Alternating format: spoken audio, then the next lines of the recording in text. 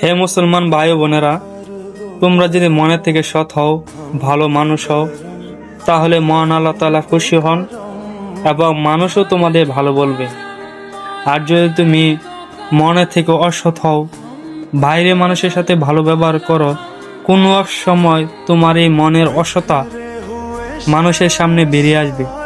যখন তোমাকে শুনতে পাবে তুমি অন্যায় কাজে লিপ্ত রয়েছ, তখন যে সকল মানুষ তোমার প্রশংসা করেছে ওই সকল মানুষই তোমাকে সমালোচনা করবে। কিন্তু একটা কথাই, মানুষ ভুলের ঊর্ধ্বে নয়, মানুষ ভুল করবে।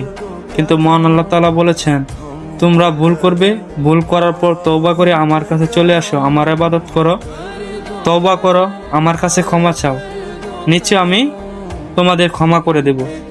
এই জন্য সকল মুসলমান ভাই বোনেরা, যারা তোমরা অন্যায় কাজে লিপ্ত আছো, হিংসা, সমালোচনা, অন্যের ক্ষতি করা, চুরি, ডাকাতি, মানুষকে মেরে ফেলা, মাদক দেব, ধন সম্পদ আত্মসাৎ করা ইত্যাদি যে সকল অন্যায় কাজগুলো আছে, এ থেকে ফিরে আসো, মহান আল্লাহ তাআলার ইবাদত করো। এটাই জীবনের সফলতা। কারণ কুল্লু নাফসি যায়কাতুল মউত, কুল্লু নাফসি যায়কাতুল কবর। যে কোনো সময় যে সকল মানুষকে মৃত্যুর স্বাদ বহন করতে হবে। এই যে তোমার সাথে কেউ যাবে না, এই জন্য ভালো পথে থাকার চেষ্টা করো।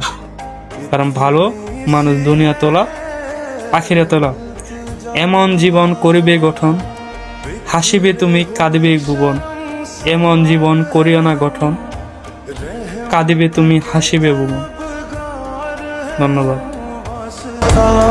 নবী কা মৌলা